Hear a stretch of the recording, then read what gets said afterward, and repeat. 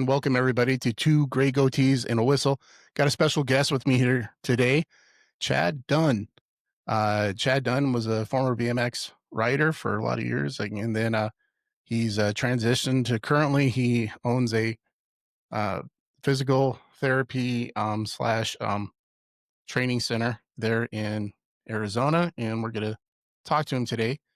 And so I'd like to welcome Chad. Chad, thank you for having me. So I appreciate you and So to be able to reach out and two Chads and the goatees, huh? there we go. Two Chads and a goatee. We can go with that. So yeah, I really appreciate you taking the time out of your day to come talk to me. I appreciate Mary Ellen who reached out to me. And so we'll get into the show here. So let's talk about early days. Let's talk about your childhood and kind of how'd you get into sports? What are some of the sports you did? And then we'll work yourself up to like BMX and stuff like that, how you got into that sport. So, as most of us coaches get into it, there's a moment in time, whether it be from our family or any our friends, we decided it's time to get in and dabble with sports. And so my first sport that I was able to get into was BMX racing. My dad was a bull rider. My dad's country. They're from Durango. So the thrills and spills, the adrenaline, that's what it was all about. Obviously, he probably wanted to keep me off the horses and keep me safe from the bulls. But, all of the fear none at that time, I guess, was kind of the whole mindset of living up and growing up. Part of my DNA, I guess what I have to say is adventure, right? Which I do kind of talk about is knowing your DNA. I think in my DNA, I have adventure and hard work. So I took the adventure in my 6-year-old birthday. My mom and dad went out bought me my first BMX bike. So came home and this was, riding around the neighborhood as we used to do. And I mentioned this before, but kids don't do it nowadays. They don't go out and play tag.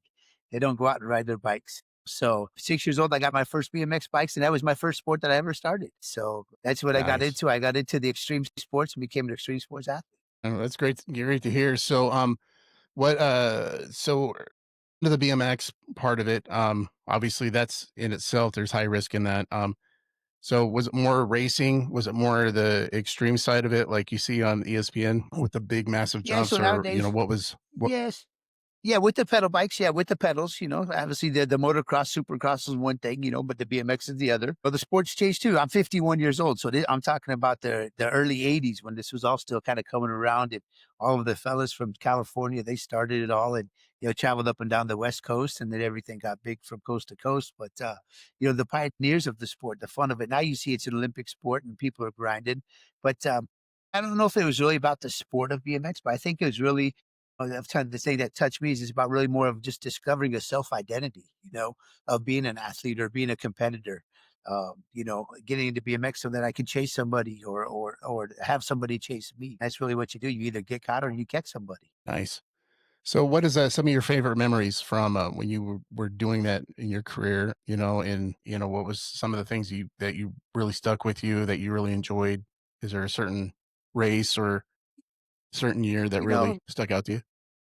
And for me, I guess for me, I was, BMX was a big thing for my life, but it wasn't everything. Obviously I was very good. We traveled and we became nationally, raced and recognized. We had factory sponsors and we had team sponsors. My sister and I, my sister to this day, she's still racing. She's 55 years old, right? 54, Nice. 54 years old.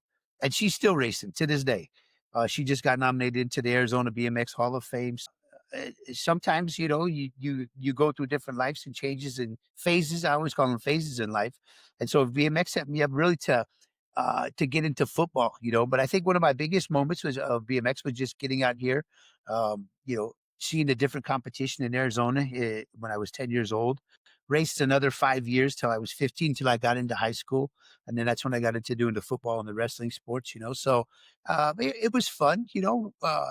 I think the traveling, the training, I enjoyed every part of it all. It set up the whole hard work aspect of it all, and that's really where it got me today. Through BMX through football and through wrestling. So as it set up my early childhood identity, I guess it was good.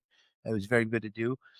Got me the competitive advantage of everything, and then I took that into football and wrestling, which again, that's what we all want to be. My dad also played football. He went to Colorado State, and he was up there in 72s, I want to say 71, 72. So he had a chance to play against Mean Joe Green. I think that is one of the things he always tells me. He says, I remember Mean Joe Green was coming off the line. My dad was a fullback. So, there was also football in my blood.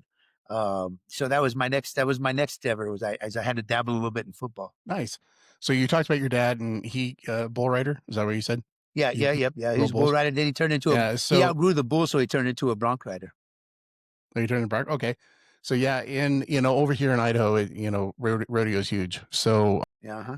and some of my students and, are into rodeo. They do the same thing. They'll bronc ride, they'll, bareback, bulldog, bull Yeah. ride, all of that. And, one of the guys that I got an opportunity to coach with, he was actually a bullfighter and he, was on the PBR circuit in the day. Oh yeah. Then finally kind of got out of it because insurance starts saying you got a little too much going on with your body getting hurt. So I think Yeah, yeah, kind yeah. of, The and lovely he word has insurance, right? a Yeah, the ranch on the lovely word side. insurance. Okay. Yeah. So Yeah. his kids had that work ethic, and I think, it sounds like your dad, kinda instilled that on maybe probably your mom to some extent, teaching you guys that work ethic, and it's Yeah. carried over. My mom had the business side. Her mom and dad, they were on the business side. So they taught me to hustle. They taught me to hustle. So you had the hard work and the hustle. So I guess there was two great qualities that you got to bring together. So what are some lessons maybe that you've taken from that, from your BMX, and how that carry through your personal journey? And, if you wanna talk about it, what are some challenges you had going from BMX racing up into now you got your business? Yeah, What are some things that kinda got you going that got you to where you wanted to do this? the thing that we talk about, and obviously, I've got a book coming out next month, and so through this whole transformation of even being a coach, or even helping out athletes, or even being the coach themselves, is that we all go through transformations. Our self identity changes, whether we're a Monday morning quarterback or we're a diehard coach. We played this sport, we're just an avid fan. We all have our self identity, and so the BMX led me to football. I was small in stature at the time, so I played my freshman, sophomore year. But after that, I never played high school football. I wrestled because I could go up against people my own size. I was 5'2", 125 pounds. Nowadays I'm 6'2", 240. So, I tell all the kids, wait your time, you will grow. Just be patient. Even my young kids now, growth happens. Let the maturity happen. Let your body develop. So when I got into the sports where size mattered, not just the BMX aspect of it all, that's when my identity became around that I wanted to get into be a therapist, or I wanted to get into the sports performance world. I went to school, I graduated, went to ASU. Now, in the meantime, though, is the BMX brought me the thrills and the adventures of everything. So I ended up getting a couple of DUIs. I ended up partying in high school. I was still training, but again, I was the kid that was having entertainment fun too, which is the other side of athletics that we see all the time. I wasn't locked into to go to bed early and then to wake up early. I was there to go out and party and have fun, and then I'd still be able to go do things. But that's one of the things of self identity with everybody.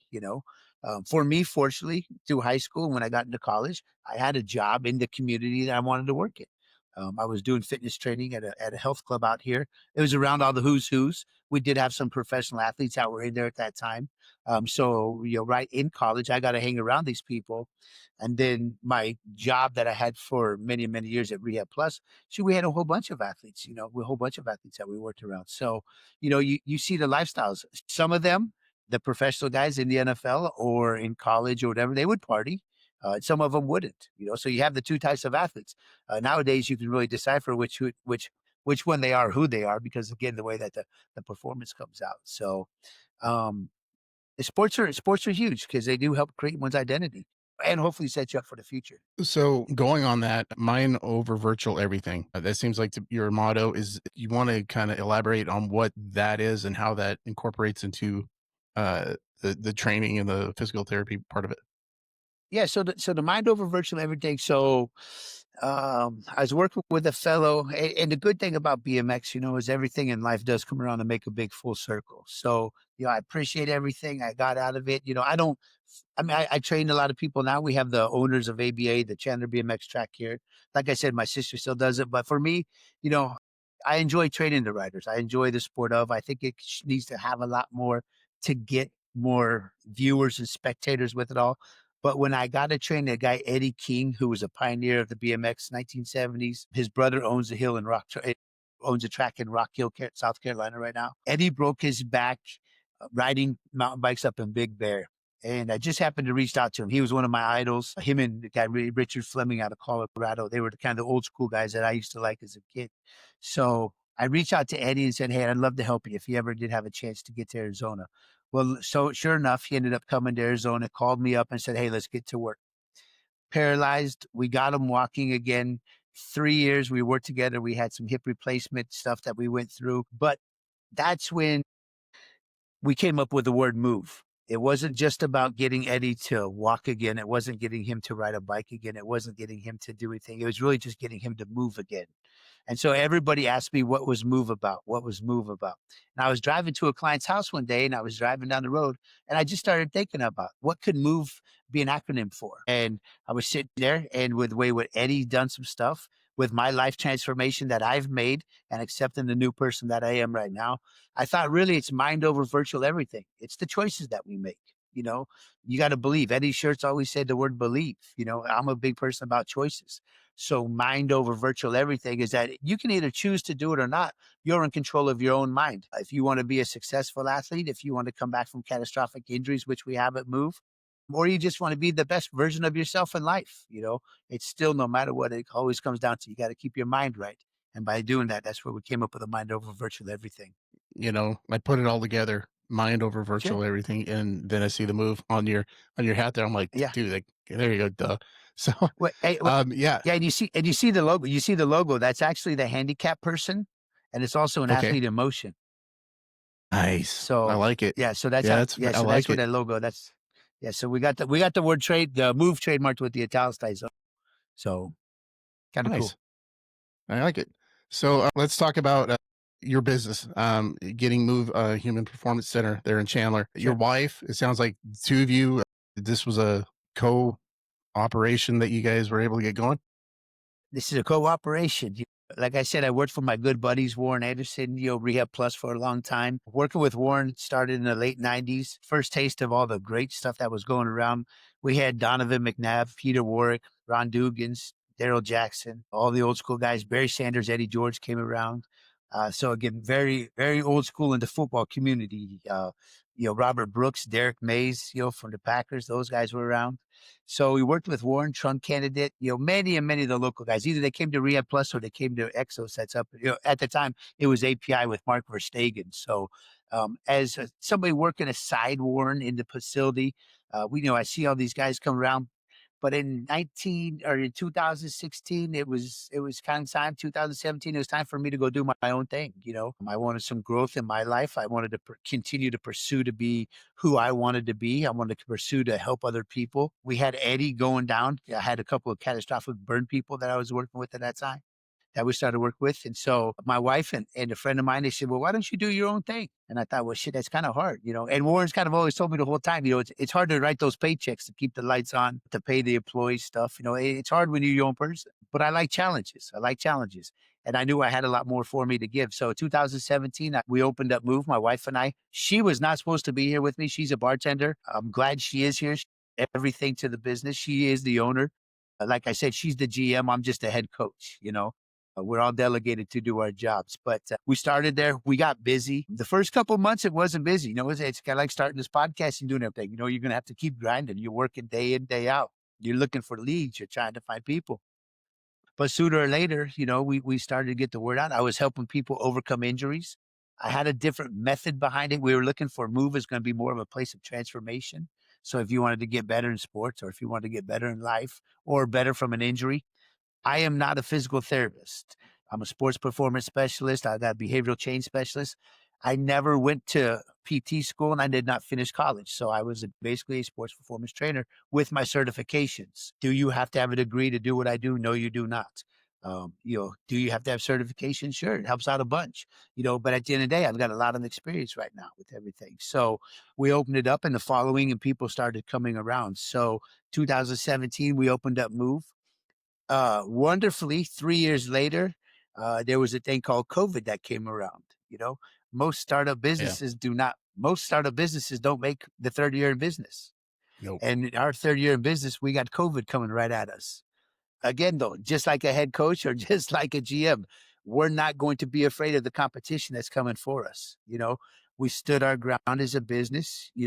We were top in what we did. We have a plan. We had a game plan together, just like a coach should, a very successful one. And we were able to weather the storm. We made it through COVID. And that time when the nation shut down, we stayed open. Obviously, we were an essential business. We had physical therapy at the time. I do have 2 physical therapists that do work for us, and we have a good team. Not one of us is the owner besides my wife. I'm a team player. We're all team players. We all work together. So having Jackie there, is the best thing. She handles the insurances for all the claims. She does all the PT side, the HR. She's delegated all of the office staff and she runs it.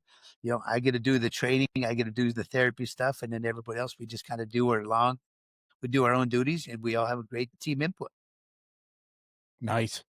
So yeah, so that whole so starting that business and the fact that you were able to get through, especially COVID, because we hear the horror stories about people lost their business and stuff like that, and the fact that you're able to uh, get through that is amazing.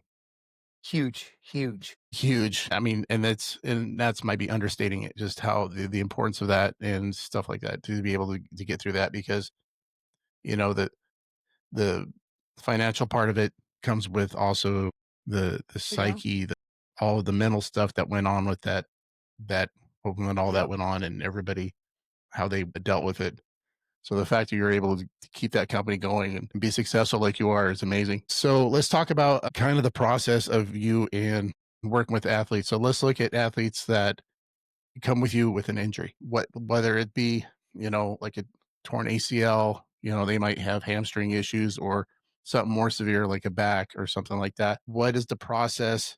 How do you guys help get these people back? How do you work with the mental side of that, especially if their career or something like or their job is that sport, and how do you help them mentally get through that and try to get them so they can continue in their sport? Or is there a way that sometimes maybe they can't come back, but you can maybe mentally help them move on? Sure. Yeah, we're private. We're a private facility. We're not corporate. So we're able to run all of our protocols. We have a great network of doctors. We work with Dignity. Dr. Heaps, is a great doctor that we have at Dignity Hospital out here. Obviously, we're very hooked up with Mayo Hospitals, which is obviously Mayo Hospitals. So we do a lot of things with them. I had one of my former students or former athletes. He was one of the head people on his MCAT. He got his fellowship and residency. Right now, he's doing his fellowship at Stanford as their head the orthopedic trainer. He just got done doing his residency out here with Mayo. So we're very, very, very in tune with the medical community on the sports medicine side. So at Move, we again we don't treat the person, we treat the injury, and everything nowadays is that medicine is just advanced so much. But at the same time, as I've been in the field for 30 years, and so I know a lot of the old school ways. Everybody tries to reinvent the wheel, right? They're trying to. I've got these new compressions or the cryos, the cold plunges. It's all component to it all. But the real thing that has to happen is that these kids have to come in mentally ready to work. I can sell you any device modality or I can sell you any program to these kids. You can go to any facility you want to. But if the patient or the athlete themselves is not locked in to make this comeback from day one, it's not going to happen. It's not going to happen. I've seen it. You as a coach, you've probably seen these kids right now, mentally and physically, they're just not the same. They're soft. They're a lot softer. And I call it what it is. They don't like to get dirty. They don't want to hurt each other's feelings. A lot of these kids are just doing it because their moms and dad want to do it.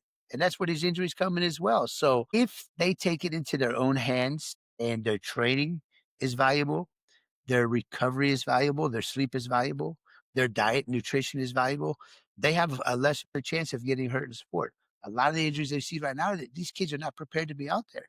They're not prepared to be out there. So when they come in, there's different levels, but again, you have to really assess the athlete themselves to see what they're going to do to make this comeback. So what are some of the injuries you're seeing right now in youth sports? Some of the ones that is it a lot of muscle Well, pulls? Is it like yeah, hamstrings? What's some of the injuries? ACLs. Obviously, ACLs are still the major injury out there. I've probably seen a million ACLs in my life, and I think right now we see probably 20 a day, 15 ACLs a day from females and male sports, all different sports. We've got soccer, we've got volleyball, we've got football. I see a lot of UCLs. UCL injuries are coming around right now, not just with baseball players, but UCLs are coming around with a lot of football players. Not just quarterbacks, but they're coming because people are doing cleans and they're getting their elbow caught too far out and they're putting pressure on that UCL. So I've seen a lot of things happening from poor training in the weight room. I see a lot of injuries that are happening from poor training in the weight room. The overload of youth athletes on the weight that, us coaches, we have to look at who we're working with. And I see a lot of the high school coaches is that they're overloading these kids with too much weight and they're not teaching the foundations of developing a good foundation before you overload it. I see a lot of injuries happen from the weight room in high schools. So it's different. It's different. There's a lot of moving components to the injuries nowadays. Yeah, and on my side, is I see the I the ACLs that happen, the MCLs, and then the training that goes with it, and I've seen coaches who set up great programs for how they wanted to do lifting and stuff like that, and with PE teachers and stuff like that, that weight trainers or weight training teachers and stuff like that. And there's some good ones out there. I think they do their job and they the best they can. Sure. Yep. But I think part of the issue sometimes it comes with is that the kid that's in there, it's that like the mindset part. Are they in there to work or are they in there because, well, the coach needs me to do this because, it's kind of requirement if they want me to play football. So they don't necessarily All take day. it seriously. And one thing I could say from the educational standpoint with PE and weight training in general, a lot of times they will overload those classes. So when you have one teacher, sometimes you're, 40 plus kids, and then you're trying to manage that and think, you know, everybody It's here has hard. been It yeah. a teenager. They're do slappy stuff, they're, over there All messing day around. They're long. trying, yeah. So they're doing Yeah. stuff like crazy stuff. We were able, we were able, 2 years ago, we went over to Valley Christian, which is a high school that's out here, and we took over their spring program and we took over their summer program and the preseason. And it was hard because, during the season, again, we understand you only have time to do clean squats and deadlifts. That's really it with a little bit of bench press. That's all that the PE time or the weightlifting class allows you to do. Get under the bar, do 4 sets of 4, do 5 sets of 5, something heavy. And then let's just build a good foundation before they get to the next level. But there's still things for the injury prevention that has to be done. Unilateral, single leg stuff have to be done to prevent injuries. But the kids don't have time to do that in class, which is very understandable. So from the outside, I could tell my kids is that when the high school football season gets done, or the college football season gets done, or the professional season gets done, you have a short window before it, especially nowadays because these seasons are getting shorter with 7-on-7s, and everything else. It's year round. And so you have to be very, very, very efficient to build in the short off season as smart as you can to be able to prevent injuries to the next year and the next season that you're playing. Nice. So joining us now, I think Andrew, is your mic's on How's it going, mute Mr. there, Dunn? Andrew.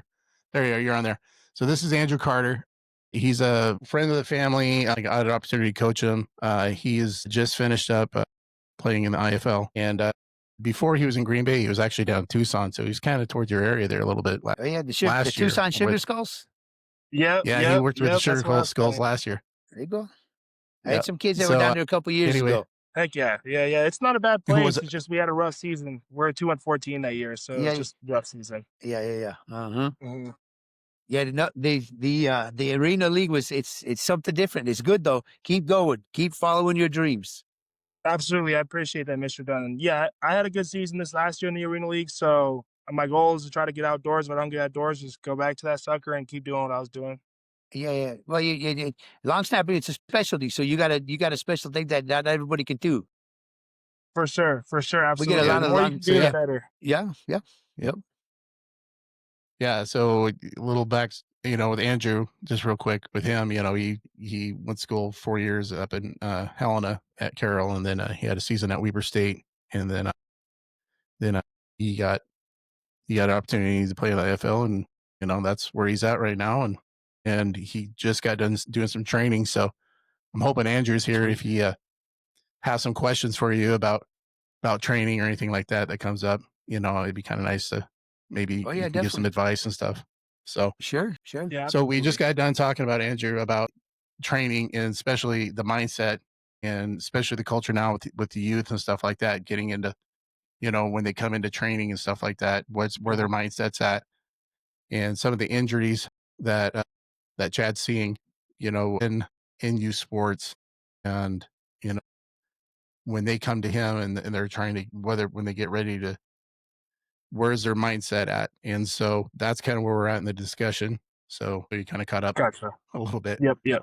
Uh, so on that, let's see here. Let's what I see, like I was talking about, with the kids, what we got going on, and we it's like you said, the mindset compared to when we were younger. I do know that there we do have the ones that I see that are successful and then move on and want to do that. They have the work ethic. It's there. The mentality is there. And Yeah. that's why they're where they're at. I always get kids saying, "Hey, I want to go to the next level." And I always tell them, "Well, how much do you love this sport?" Because, and you can talk about it and you probably talk about it too. You really got to love the game. Whatever sport you're Yeah. going into, you really got to love it. And, so yeah, the mindset of that and getting them in the right mindset and understand the work they got to put into it. What is some ways that we can get youth, I guess, to have that mindset, that work ethic? I know a lot of it has to come from home, but from the outside or when you're working with those kids, what is something you can do that helps them find success? The biggest things we always hear that you got to have a high motor. We as coaches, are we looking for the athlete? Or are we looking for the player? We're looking for somebody that has the high motor, right? And so we're asking these kids, and I came around to it all, and we said, well, what's the definition of motor, right? And the definition of motor is dog times conditioning. You got to have some dog in you and you got to be conditioned. A lot of these kids nowadays, we as parents or we as coaches, we're trying to keep them out of stressful situations. So they've never faced adversity. They've never had to bounce back from nothing. They've never really had to put that fight in. Some of them have, which we know, but those are the ones that we're talking about right now that come in ready to play, that come in ready to conquer. I'm here to salvage and sacrifice everything that I have for this next play. Those are the ones that have the dog in them. I can always teach and coach the conditioning. We can run the shit out of these kids and we can get them in conditioning. I just cannot put the dog inside you. So the selection of what my teammates, Andrew, you looking at the same thing is how many of those kids are on the team are just dogs, or how many of them just want to get there to say, hey, I played professional football. It happens. They show up late. The kid, one of the kids that I had, his name was Dominic Harris, and he was a quarterback that was down at the Tucson Sugar Skulls with Brian. What's Brian's? Brian Miller is a quarterback. He's up there kind of running around Idaho somewhere. But I had them way, way, way back in the day where they were trying to do this. And so I was trying to help out Dominic. I said, hey, I've got a quarterback coach. His name's Rudy Carpenter, who's played a little bit in the league, that would help you out and just kind of taking a look at you. So we show up at the field at 9 o'clock, and Dominic shows up about 10 o'clock or 9:10, and he's putting his cleats on real slow. He's over there taking his time. And Rudy's like, hey, I'm not here to make fucking money. I'm doing this to help the kid. And if you don't want to be here, man, I don't want to waste my time. You know, Exactly. you Exactly. gotta show up ready to go. The world's not waiting for you anymore. The next with this NIL and with everything in the professional, it's the next man up. You Yeah. have a couple of snaps bad, or you have something else that's going to go wrong. It's the next guy up. And who can handle that adversity day after day, game after game, week after week, even if you're trying to get the spot. Like I said, Austin McNamara, who's the kicker right now for the Jets, Texas Tech, is one of their all-time leading kickers. Last year got drafted with Cincinnati. Unfortunately, Cincinnati lost at the end, so they had to put some other players in the position for skill.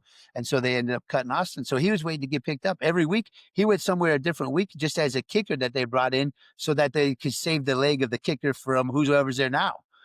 So Mm. we had to keep Gotcha. him mentally. Yeah, so they didn't even have him go. They brought him in there for trials, but really what they did is they just said it so they could save the leg of the kicker, so he could kick the next week. Experiencing some of that stuff is that we still kept us on the same schedule, though. Travel days, pre-games, walkthrough games, and we kept the same thing so that his body and his mindset was on the same schedule with it all. So if he did have to be called on any given Sunday, just like what's his name, who kicked the field goal last week for the Bills. And they just flew him from Arizona, and he went to go kick over there. You got to be ready at Yeah, all yeah, yeah. times. Yeah. You gotta be ready at all times. You gotta be ready at all times. And these kids are, I don't, the kids, the young kids right now, they don't know about being ready. They're waiting to be told, hey, coach, what do you want me to do? No, for sure. And to go back to like some people can have conditioning, but about the dog, like you're right. Even in the IFL, you see it all the time. Like very select few people, and you right away you can tell if they have it or not. So Yeah, they know where they it's are. just something about a person that has it where they're not afraid. They're just reckless abandonment, playing as fast as they possibly can to win the game for their brothers. Not Yep. everyone has that. Not Not everyone has everybody. that. No, they don't. They don't. And so they develop a team. If we have a team of dogs and shit, we fine. The problem is I've got half of the kids that don't want to be out there. Yeah, for sure, for sure. Even men, it goes into the men too. There's men who just play for just to be a football player. Yep. They don't play Well, because they love the sport. you see the NFL right now all day. They're just Mhm. there for the pay. They're just there for the paycheck. You know. Exactly. Yeah. I Oh, mean, wait there's till a I get in there. I'm gonna try to yeah. throw some motherfuckers Well, around, Mister Dunn. I'm well, gonna that I'm gonna play like a mean that motherfucker. I well, promise. I got the long snapper at TCU right now, and the same thing. He's undersized. And you got to be able to cover punts. That's what you got to do. You got to be able to run and get your ass Yep. downfield and hit somebody. That's all you have to do. If you can do that, you're fine. This year he got a scholarship. And he's a starting long snapper for TCU this year. So Hell you yeah, know, that's good. That's yeah, good. Good, good, and good. we've got Bernard. Coach Bernard does a lot of the long snap batters. So Roush kicking, Steve Mhm. Roush, who was it an ASU kicker. Gotcha. I've got all the top specialists out here. So Bernard, long snapping, he's the guy. He works with all the ASU guys. A lot of the D1 college kids, they all come out here. And then for the kicking aspect, I go over there and do a lot of the mental stuff. We do a lot of the performance side for Steve Roush, who was kicking crews. So like Dominic Zavada, who's up at Michigan, Eddie Gross, who's at Washington, all the ASU kickers, Marcus Lai, who's over at Maryland. So I've got a shitload of kickers. Yeah, a ton of kids. Yeah, or kickers. Yeah, That's yeah. good. That's good. That's dope. But and it's all specialist stuff though, because it's all the mindset. Mhm. You've got one thing to do: snap the ball or kick the ball. That's it. Yep. Yeah, That's for it. sure. And if Make there's sure you master anything, that thing. Just so if there's master that anything thing. mental in football, I mean, and it happens with all sports, in All day. baseball, it's very much a mental game, but in football, kicking in particular, Yes. these guys are the most talented guys in the world, and they can kick a mile and they can kick, a can off of the upright if they needed to. But it always comes down to the mental part of that. It is. So It is. So what is some things you do to work with mentally with kickers necessarily or anybody, the mental aspect? How do you get, especially if they do get in a funk, the yips, or you recall that's a Ted Lasso Yeah. term. I Yeah. hear the yips. They get the yips where there's a mental block. Could be basketball players not making their foul shots, baseball players not hitting. How does your approach? Oh, okay. Yeah, I was thinking about that too, Coach Huddy, like free throw in the championship game. Like Yep. that's Well, the that's a lot approach of is pressure they too. got to get this here. Sorry about that. No, So the real quick, approach is Chad, yeah. hold up, Chad. I'm gonna let Andrew finish his thought real quick, and then I'll Go ahead. My bad. let you answer the question. All right, go ahead, Andrew. No, you Yeah, good. Go ahead. what I was saying is like it's kind of the same thing like NBA players shoot a free throw in the championship game to win the game. It's like a kicker kicking the last field goal of the game, the Super Bowl, whatever. Like you got to be so locked in, but at the same time, like all the pressure, if you miss, game over. So it's just like a mental thing for sure. Like Coach was saying, but I was like a free throw in the championship game would kind of be the same essence. I feel like in a little bit. They're not kicking the field Uh, goal with people running at you for sure, but a little different. But Yeah, no, I mean, you want to be the field goal kicker or the quarterback? Yeah, throw the last player, kick the last ball. You want to be the exactly, guy with the bottom of the ninth with the bases loaded, a full count, or do you want to be the yeah, dude standing there at the free throw line? You got to make the last free throw with 1 second left on the clock. Not a good situation to be in on any of them, except for unless you're a gamer, right? Unless you're a gamer, and so the biggest thing is how do you not let those become stressful situations, right? Those are through repetition, repetition, repetition. So, I use the word myelination a lot, so especially with my specialists, my long snappers and my kickers, is that there you have a myelin sheath on your nerves, and your myelin sheath is what gets you to feed yourself every time without having to think about it. It's the white coating on your electrical cord that holds everything on the inside. And your myelin is developed by something that is done over and over and over again, a repetitive motion, right?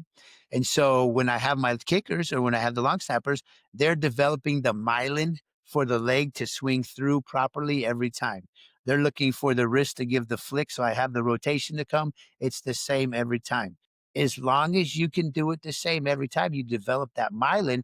Now the only thing you have to do is you have to exclude and you have to lock out or block out the external or internal cueing.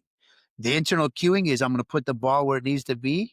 Laces are going to be up. It's going to be there 0.6 seconds. It's going to be a nice snap, and the kick is going to be there. The external cues, especially in high school nowadays, is who's my girlfriend in the crowd with? I wonder who's on my phone right now. I'm hungry. You're worried about, I hope I don't miss this kick, right? Because they don't have confidence nowadays. They don't have confidence. And so they're worried about all the external cueing or the irrelevant cueing instead of the relevant cueing. The relevant cueing is what you tell yourself in the heat of the moment to make the basket, to make the free throw, to make the pass, or make Mhm. the catch. But they don't. There's too much noise. And so how do I ignore the internal and the external noise? That's the biggest thing. Yeah, that external noise too. Go to that real quick. I was thinking about that too because I've had moments like that too, just like throughout the game where I had a random thought about something that wasn't happening in the game. And I mean, even if the play wasn't terrible, it tends to be a play that's not up to your par, your standard, right? But I've had games also where like I didn't have a single play. All I cared about was that moment in time, that snap to win my rep as obviously as physical and mean as I could. And even though I always try to do that, I mean, it still can happen where you think about a random thought maybe throughout your day or whatever, and it pulls you away from that. So as a kicker, I feel like in that situation it's so important to be like, what matters now? What matters now is that this snap's going to be here in 0.6 seconds, like you're saying. I'm going to kick this thing to the uprights. Yep. Yep. Yeah, so And that's that's definitely I didn't never thought about it like that, but yeah. that makes a lot of Yeah, sense. and it has to be. I mean, because that's that vision. Tiger Woods' dad used to call it the 10-step rule. You got 10 steps, and you got to forget that shot. Yep, yep. Next snap, we call it the next snap. Yeah, the next snap. Yep, Yeah. next kick, Yeah, next next snap, pass. using Ted Lasso again, be a goldfish, short Yeah, memory. Happy as But those happy that as also, the but that animal is a also goes back goldfish. in. Yeah. mm, And that also goes back into being put in stressful situations, or like we talked about. I tell the kids all day long, and no offense, kids from the inner city, they have no problem making that last free throw in basketball, and it could be a white guy, black guy, whatever. They have no problem because trying to find food or trying to dodge bullets or trying to avoid getting caught by the police or whatever, that is more stressful than making that last free throw. That last free throw, I'm getting paid, $50 million to do that, you know? And it doesn't mm, matter the race. It doesn't matter. We're talking about sports, the guys that can compete in a situation, nervous, stressful, whatever you can do, ones that have had stressful situations that usually come out on exactly, top. Yeah, exactly. and I can say, as a coach, and that's the part of coaching that's probably the most stressful, or not stressful, the most frustrating. You know, um, I've helped coach softball before, and that's softball, baseball, whatever. That's a huge mental thing. You see these Huge. girls, they can hit the ball in practice, they can hit it off a tee, they can hit it off the machine, whatever. They get through there, and then we have those girls who can come through clutch in a game, and then we had the ones that couldn't, and they were just as talented. And the same thing, in basketball, and they they get in their head. Sometimes that external pressure is coming from parents. Unfortunately, we know that comes through. They, They're all constantly looking up the stands, and you're having to tell them stop. So one thing, one of the coaches, the guy I coached with in softball, Coach Patterson, he was really big on mental training and trying to get that aspect, and he had a board, and it was like a 12 inches wide, maybe 10, 12 feet. And he would had it on the ground, and he brought in a couple like sawhorses. And what he did is, or in some boxes, and then what happened is he's told the girls, like, walk across this. It was on the ground. Girls get up, they walk across without falling off the board. And then he's like, okay, puts it on a block that's like maybe a foot or high. Girls get up, they're like, a little bit, but they go across. And then he started going higher and higher, same board going across, but they're getting more nervous. And so he was kind of using that as a metaphor as, listen, as the or as things get more and more, you still got to understand you're still going across that board. Nothing's changed. And so yep, trying to get that mindset to teach them that, is crucial. And, you know, trying to get kids to do that is so hard dealing with those external factors. But if I am a coach, frustrated, I have a player extremely talented in practices, they're great, but they get in a game and one bad thing happens. It's like the whole world crashes around them and they just right. break down. It's just like, dude, it's just play. What is it that is there some way that you can approach it to get them? Because just saying, hey, you need to fix it and move on, that doesn't necessarily work, and guys and girls' brains are built differently. So dealing with a guy and dealing with a girl, what is it that how can you approach maybe each one of them to try to help them get over that mental funk? Well, for me personally, obviously we talk the huge things of confidence. It's confidence. It's how can you be coachable? The biggest thing is can you be coachable? And we're looking for those qualities from when they come into the weight room, which that's one of the things that yes, we're going in there to get physically stronger. We know that, but we're looking to see who's able to be coachable to be able to. I just recently started handing out some different workouts and do it a different style to my kids because normally we tell them what to do, but now when you go to college, they give you a workout or they write it up on the board and you got to do it all. Okay, I had a kid the other day who's been with me for 3 years, and I gave him a sheet. He says, "Coach, what's a squat press?" Well, you squat and you press the dumbbells up. It's pretty simple. Okay, well, he didn't know these things. Oh, I thought it was a push press. Yeah, push press is going to be different. So we're teaching them the foundations of what things are, but they got to be coachable. So it starts in the weight room so that people know what they're doing. How much weight, coach, how much weight do you want me to use today? I don't fucking know. What'd you do last time? You should have an idea. Pay attention. I don't have to tell you how much weight to lift. We have been doing this over and over and over and over. So then that transitions into the football field or the softball field, the basketball court. When they make a mistake, like, hey, why did you pick up the 15-pounder when last time you picked up the 20-pounder? You don't want to go backwards. We're here to go forwards with everything. So why don't we try to encourage them to make that next play or make that next snap or kick the next ball, right? But you have to be able to encourage them. There's a lot of coaches that we now right now we see two different styles. You got dictating coaching and you got leadership coaching. Then people, these kids do not relate with dictatorships no more.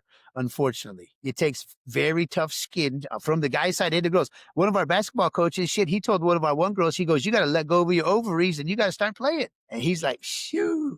But I mean, the way that you talk to these girls, he told one of our girls, he said, "Your mama should have kept you in the womb." But when you get to Wow. college, they're going to talk. Yes, you get Yeah. to college, they're going to talk to you like that.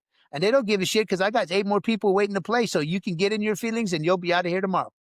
You know, and that's without the NIL stuff and the transfer portal.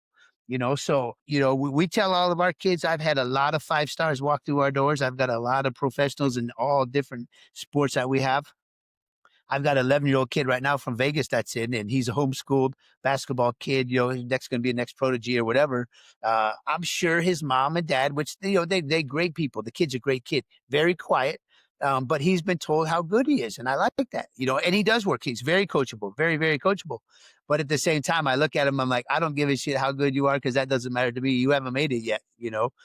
Cody Williams. He was our last guy at the NBA draft. He got drafted 10th overall. So last year we were at the NBA draft with Cody. Rough year his freshman year. He's going to come around and see what happens his sophomore year. But like, you have to make it. It's easy to get to the NBA. It's hard to stay there. It's hard to stay there. Ty Ty Mm, Washington. We had Ty Ty when he was in high school. We worked with him.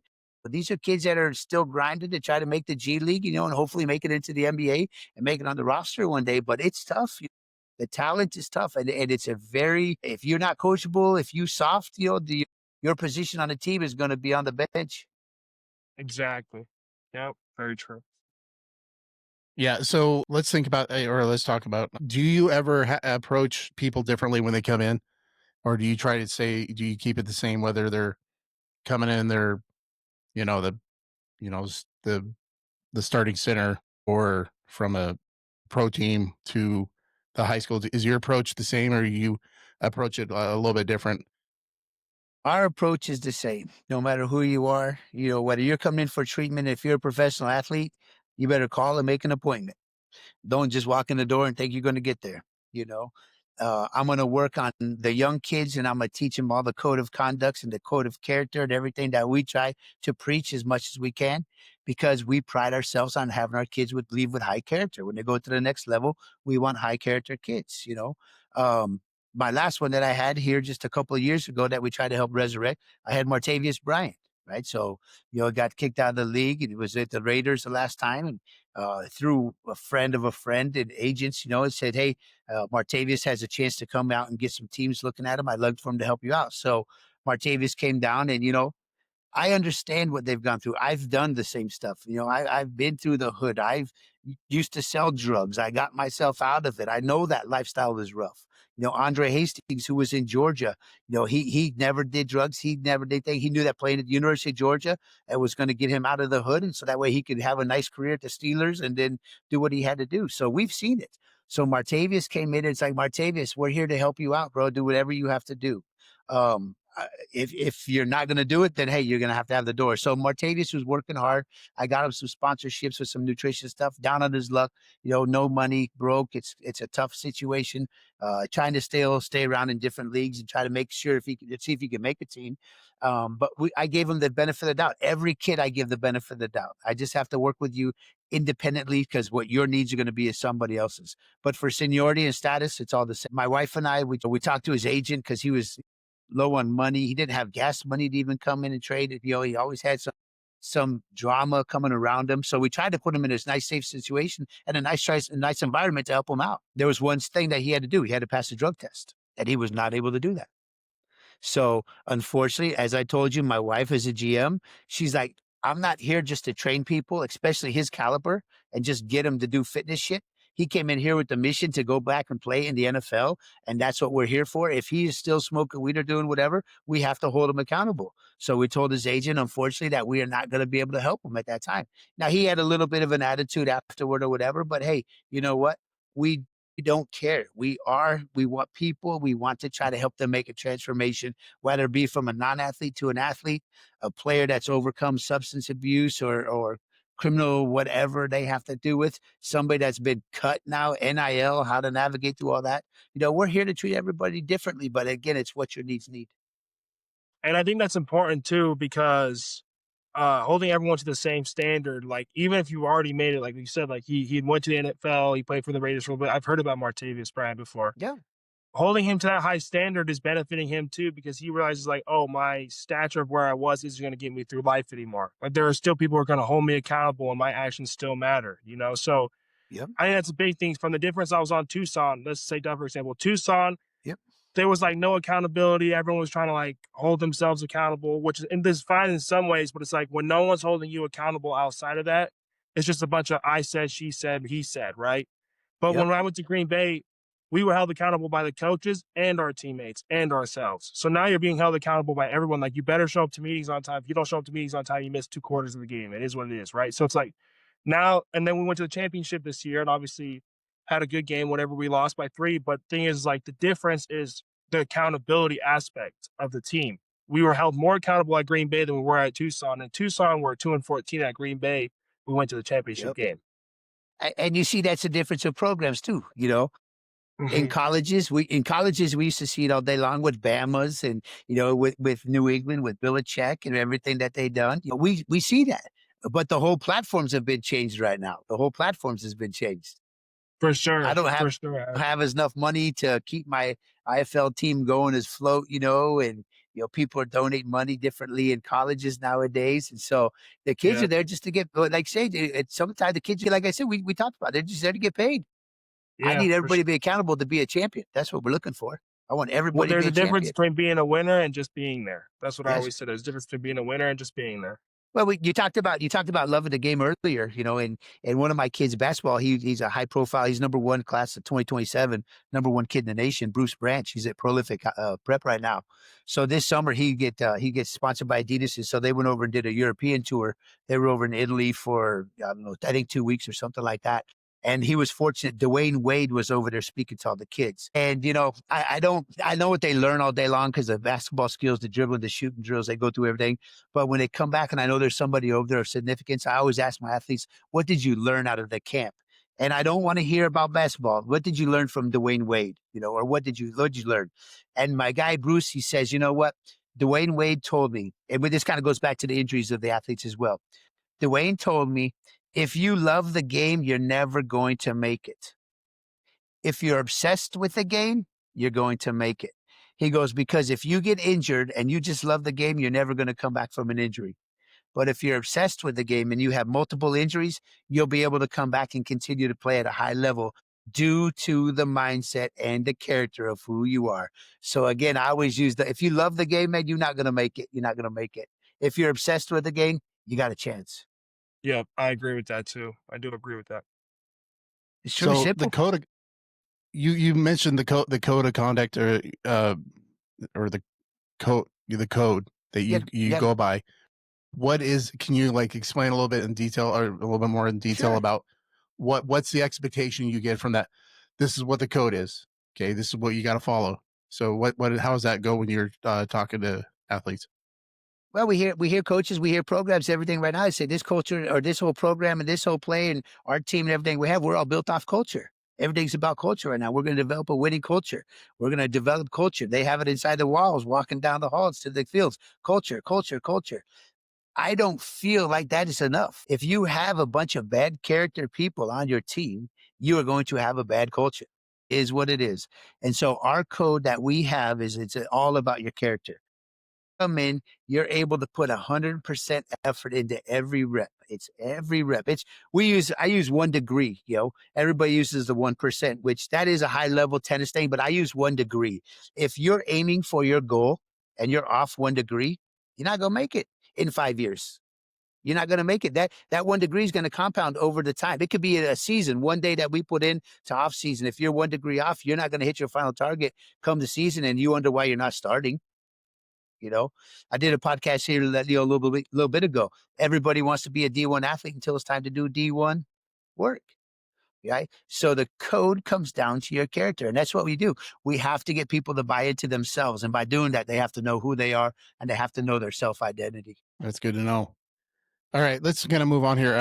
Anything else you want to add, Andrew, to that, or any questions? Listening then. Okay, I be love it. safe. Well, you talk about the 1%. We talk about the 1%, which I think is kind of cool from a sports related aspect because we hear that all day long too. The 1%, 1%. One of our therapists that works with us, he just came out from New York. He's Australian. He's a tennis player. Played college tennis in Texas. I think he was all-time winning tennis player, male tennis player at his college. And 1%, he tells me, really is about the game of tennis. It's about winning the next point. That's how the game of tennis is won. He showed me statistics from Federer when Federer was like number 9 in the world compared to when he was number 1 in the world. And it's amazing when you go back and you look at the game to set in the matches. The points of return serve and the points of winning serve was like 1% different from being ninth in the world to being number 1 in the world. Right. So it was like 49% of the serves he won when he was ninth in the world. And I want to say it was like 50% of the serves he won when he was number 1. It's not even like he's winning 90%, the points he might have lost 56% of the or 46% of the points the one year. And then he won, he was number 9 with only 45%.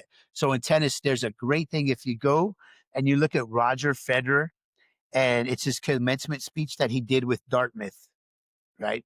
It is fantastic. I recommend everybody listen to it, and it'll give you the true meaning of a 1%. It's the 1% better every day, 365 days. That's something different, different, different. If you go back and you look at the Roger Federer, the commencement speech to Dartmouth, share it with your athletes, listen to it, is phenomenal. Good to know. So let's move on a little bit about your business. Let's look at Move Human Performance Center. You got something very special over there. We do. 5 years from now, is there anything you're looking forward to changing, or to keep up to date, or is right now where you want to be? Or, I mean, I'm assuming you're always looking to be better. So what are I you don't know.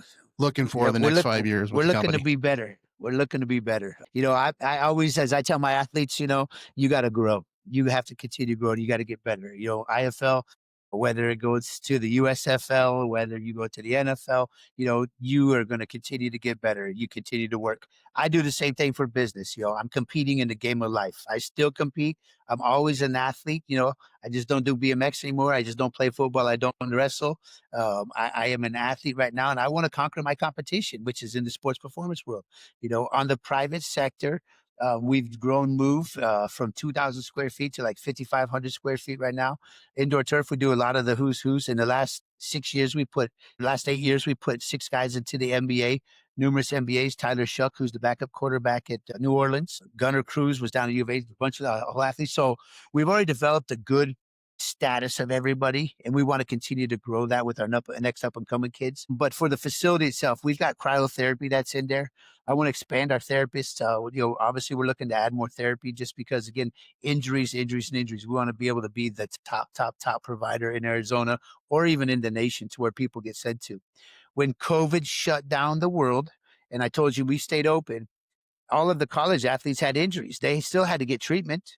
So they were sent to us. So I had basketball players from Maryland. I had volleyball players from TCU. We had Johnny Johnson, Tyler Shuck. We had Oregon offensive players that were over there. So people already know who we are. We're just going to continue to get better ourselves and build.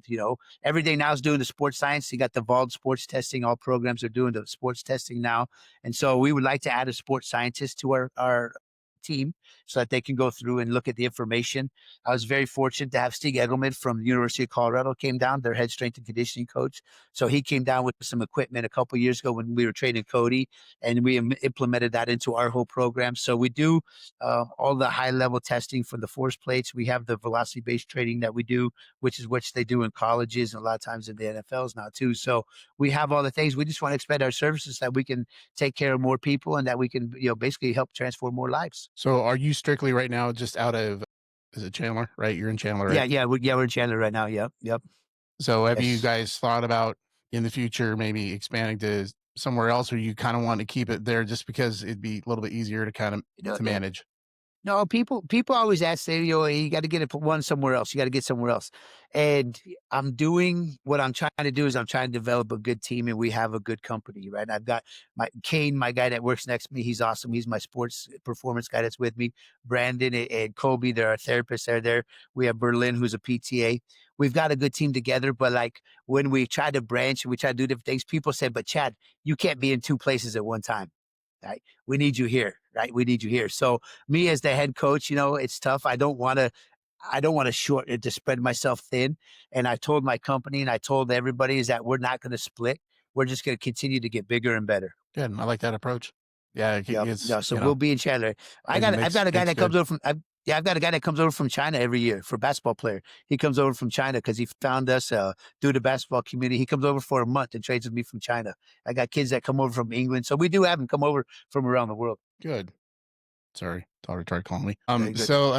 So what is some of the advice that maybe, so let's kind of get to this point where advice for young athletes. We kind of talked about the mental toughness and got to have that dog. Advice that you could get, what would be some really good advice for parents, for young athletes that want to move on to that next level?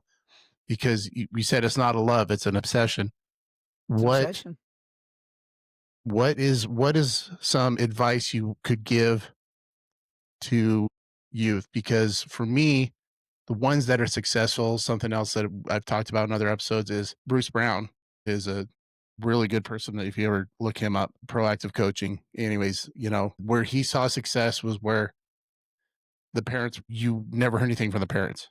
It was pretty much the kids were self-driven. You never heard parents, coming up complaining to coaches or anything like that. It was strictly the kids had the drive. They had that dog. They're the ones that they were self-motivated and stuff like that. How what advice would you give to those parents to say, hey, if you want your kids to be successful, they have to have the drive? How would you approach a parent, an athlete, to tell them how to get to that level? When the parents at a young age, when the parents are trying to get the kids into sport, it is very important for them to be around, right? I see a lot of parents that just drop their kids off at training or drop their kids off at practice and they go sit in the car. Nowadays they get on the phone, the iPad, they go do whatever. But what they're not watching is they're not watching their kids' effort and desire to be out there. You know, if you have a kid's effort and desire, I know they always say the two things you can't coach is attitude and effort. We hear that all the time, but I always throw in desire. You have to throw in desire. These kids, are they the ones that have their football bag ready? They've got everything ready to go. It's by the front door. They're ready for practice to go. Or do you have to get them off the phone or get them to come over from their friend's house, whatever, and pull them to go to practice? The biggest thing is you have to be a parent and evaluate your kid. And you have to be honest with yourself. Johnny's not going to be the next NFL quarterback. It is what it is. It's not going to happen. You know, you either know if you have a Ferrari or you know if you have a Fiat. It's very simple. You know what you're driving, right? So many times people try to put a Ferrari motor into a Fiat, and it's not going to happen. A Ferrari will drive itself and will do what it needs to do. And that's what we look for in these athletes, you know. But a lot of the kids, a lot of the parents, they drop their kids off. They drop them off at football or basketball. They drop them off at training, and then they come back and they say, well, why is my kid not getting any better? Well, because one, he's got a horrible effort. Two, he does not want to be here. He's in the bathroom taking more bathroom breaks than he is over here doing sets on the weight pile. My kid was a hell of an athlete, but I made it to where he didn't even play sports his senior year because he was the one that showed up for 5 o'clock football and fell asleep in his car and never made it in for weightlifting. The coach called me and said, hey, your kid never made it for weightlifting. I'm like, I know he's there because he left the house before I did. So I called my kid. I'm like, Chase, what's the deal, bro? Didn't you make it? He goes, yeah, Dad, I was there. I'm like, well, why'd Coach Z tell me you weren't there? He's like, well, I got there, but I fell asleep in my car and I didn't make it in. You're not dedicated. I train these people. I see this all day long. But the biggest thing for the kids, what they have to do is they have to get off of the damn phone. Put the phone down, and you have to study your plays. You have to be in contact with your health, your recovery, your food. Everything has to be important from that 7th, 8th grade if you are going to be able to make it. If not, it is a wrap. And I agree with everything you said. That's a battle, I can tell you, just in education. That's a battle too, just with the technology and phones, and Day long. it's all day long. Good stuff, Coach or Mr. Dunn. So, Chad, let's talk about your legacy. All right, let's talk Yep. a little in perspective here. What is it you would like to leave your legacy to be through as a father, mentor, business owner? What kind of legacy do you want to leave when you get to that point in your life where it's like, okay, you can look back and say, yeah, I've done Yep. my part. I just talked about this the other day. I'm a recently new grandfather, right? I got a little 4-month-old grandson. It's the best thing, and he's at Move with us every day. So he's teaching, he's learning the ropes. You know, I love having him there. And to be honest with you, to me, to be the legacy of somebody that knows who they are, somebody that has been resilient and has never gave up through sports. When life sports knocks you down, you get back up. When life knocks you down, you get back up. If you want to become an entrepreneur, if you want to become a coach or a CEO and it doesn't happen, you're going to have to face adversity. You're going to get turned down. You're not going to get accepted in your first try of everything. You have to be resilient. And so for me, my legacy is I want people to know through what I demonstrated, Move, and the transformation that I've made is that it's mind over virtual everything. You have to have every thought of everything you do has to be calculated. Use conscious decisions, do what's right, and follow your heart. In business, life, sports, and relationships, it's all about your heart. And so, if there's one thing that I want to leave for all my people and the legacy is that I want to leave them with compassion to be able to whoop the shit out of anybody when they step between those lines and they compete. And I want them to be the best teammate or the best supporter they could be when they step off of it. You know, when you're out in the community, I want you to be an upstanding citizen. I want you to be somebody that represents the Move logo, the Move brand, or my mission real well. And if we do that, I think we can have a better society, and I think it's going to be better and more full of optimism instead of all the pessimistic people. Love it. And I can tell you right now, being a grandfather, it's the The best job in the best. world. I love it, dude. I can tell you, Andrew, you're definitely not there yet, and don't be there yet. But Get I the can One job tell day, you, first. one day, work, one day. work on yourself right now. But I can tell Know you, who you are. being a grandpa is the best job. Dude, I love and I'm fortunate enough, my grandson or my daughter lives here in town, across town, and I get to see my grandson, and It's the best. there's no It's the best. greater joy. So Oh, Monday yeah, through and Friday, I got him, and we can help develop the dog in him. Right? At a young Yeah, for age, I got a sure. puppy. I got a puppy. I got a puppy right now. We're getting ready to turn it into a dog.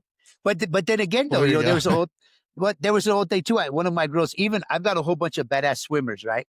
And so even my swimmers, I tell them when they're up on the starting block, I want them to look at the competitor next to them. I want them to start barking like, "Roo, roo, roo," right? And the swimmers, because they not those athletes. That's why we put them in the pool because they can't fall, they can't get hurt, you know. But I've got a bunch of dogs that are swimmers, and so we win a lot of them because we got a mindset. You know, I tell them, I say, cats don't swim, right? Dogs swim. But then if it goes back to Jerry West, there was a thing that came out just it was a couple weeks ago I seen, and it was old school with Jerry West. He says, right now all of these coaches are looking for dogs. I hear the word dogs come up all the time. He said, when I was playing back in the day, he said, I was a wolf. I used to eat dogs. So now I've got my swimmers. I got a group of them come in and they got their horns up and they ow, ow. So now we even talk about Nice. training wolves. Yeah. Now you got to train some wolves. That's sweet. That's sweet. That's Yeah. sweet. Yeah. So again, it always gets better. First, you got to be a dog. And then once you're a dog, I guess you might want to transfer into that wolf, become a little wild, right? Maybe the dog might be a little too Exactly. tame. So then you got to Exactly. send the dog out in the wild, which is where you're going to learn and grow and mind over virtually everything. So you don't get caught up. Yeah, I like that. All right, before we move on to the next segment, because we got another segment we do here. Andrew, is there Gotcha. anything else you want to add, or any other questions you got for Chad? No, I like the mindset for sure. I think you said a lot of real things, like even that last part, like becoming a wolf. At some point, you kind of got it because you're going to be in a den of dogs. So it's like, how are you going to separate yourself from the dogs is to kill the other dogs, right? And Yep. that's kind of where I was this year in the indoor league. Like when I was out there, like my teammates used to say, Drew's a killer, man. Drew's a killer. Because I was out there really just trying to fucking hurt as many people as I possibly could. Because in order to get out of the arena league, you have to prove yourself. You have to like show everyone that you're better than these guys, and these guys aren't the best. So you have to be significantly better than them, right? So it does go into that mindset. And like this last season, I had 63 pancakes, which was a good season. But if it's not enough, then I was already telling people my next goal is 100. So next season, I'm going to try to get a fucking 100 pancakes and put on a highlight clip then, because I got to do something more. If it's not enough, I got to do something more, right? So I like that for sure. That was, I guess I never thought about that because you're right. Everyone's always refers to themselves as I'm a dog or he's a dog or blah, blah, blah. They do. But like, what's the difference between a dog and a dog? You have to be different than that, right? How can I get up on how can I get up on that dog? Become a wolf. Yep. Exactly. Yep. Yeah. Hell yeah. So when they call themselves good. when they call themselves a dog, laugh at them. Yeah, nothing. for sure. I'm gonna now watch. Love it. Oh yeah. I love that. I love that term. That's a mindset right there. Changing that mindset right there. That's a great example. So there's another thing we do here. I joined late, but it was good. Yeah. So just hang in there, Andrew. Don't go anywhere. Oh no, yeah. I want you a part of this too. So every episode I always end with something a little lighthearted. I do unusual mascots. So just to let you know, give you a background of this, I look around at all the different unusual mascot names. Like for you down there, Yuma is the criminals. So up here, like in Idaho, we have a town called Orofino, and they're called the Maniacs. And their history is that there was a psych hospital up here. So, I've done other places. I did with some other ones up back in Oregon. So another place that I played against where they were the lava bears. So something that was unique, not your typical tigers, panthers, whatever. You did the orphans too. So for this week, I did the orphans. I did the orphans. Yeah, I've done the orphans. There's a place called that was a cool one. Yeah, I remember the orphans. There's a town called Polka, and their mascots are the dots, polka dots. So all these unique names. So I'm taking you guys to Sleepy Hollow since Halloween's coming up here in another month. Sleepy Hollow up in New York. They, if you guys can guess, have a very unique mascot. And the reason I looked up this one in particular, I saw it on TikTok. If you guys look up Sleepy Hollow mascot, you'll see their intro for their football team. It is awesome. So a little background of town, Sleepy Hollow High School. So Sleepy Hollow is 818 students, 9 through 12. Your student-to-teacher ratio is 12-1. Population of the area is anywhere right around 10,500 people. Median age is about 40 years old. Median household incomes around 101,000. Poverty rate is low, around 6.4. Ownership, though, is like 34%.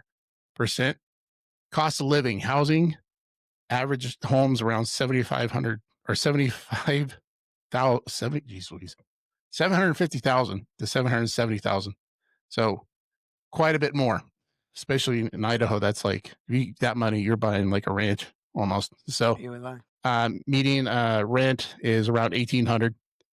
So we're going to go into the Sleepy Hollow in their town, and they are known as the Headless Horseman. So So the mascot That's inspired by really what I was Washington thinking. Irving's. Yeah, Washington Irving's 1820 short story, The Legend of Sleepy Hollow, is set in Hudson Valley, where the story came from, and about the Revolutionary War person that ended up becoming the Headless Horseman. The school itself is actually built up on top of this knoll, and the geography and the landmark around the high school is tied to the story. The school is literally in Sleepy Hollow, near the place referenced, similar to the location of the tale. The mascot, before home football games, there's a tradition. A headless horseman, a student, dresses up as the person and leads the football team mounted on a real horse. So in the costume, the whole mascot thing, it is cool. It is sick looking. So you see this horse, this headless horseman coming down kind of behind the stadiums down this knoll, and you see these football players trailing behind him. And then he leads them out and then takes off down. It is cool. I'm like, dude, that'd be a cool place to go check out. So the Headless Horseman of Sleepy Hollow is our mascot of the week.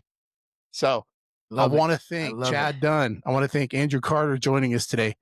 And to everybody out there, thanks for listening. One more thing I want to put out there.